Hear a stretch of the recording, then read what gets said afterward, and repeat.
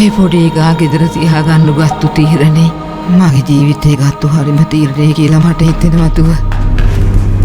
මම මොකක් හරි වැඩකට මිනිහෙක්ව තෝරගන්නකොට මම පොඩි ටෙස්ට් එකක් කළා.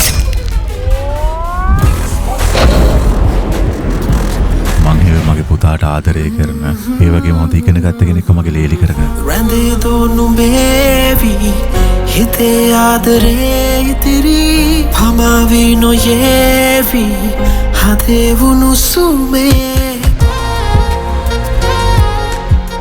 ලෙසන් දුවට තව අයිය කෙනෙක් ඉන්නවද? ඔව් මහත්තයා.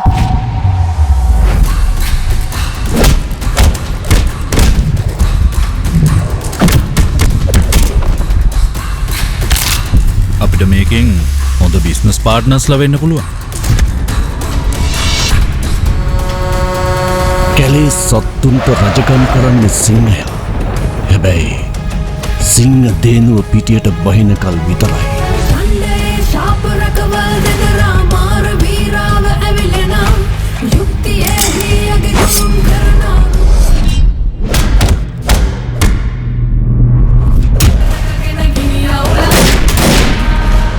කවුද සෝන?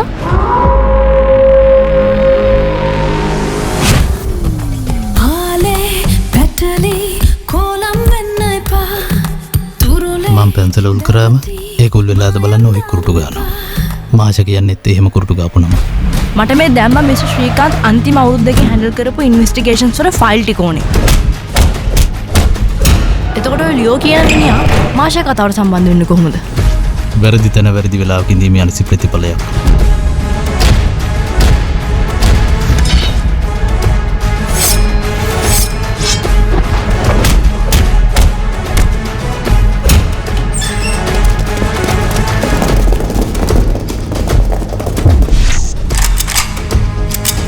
මට නීතියෙන් පිට පැනලා පුරුද්දක් නැහැ.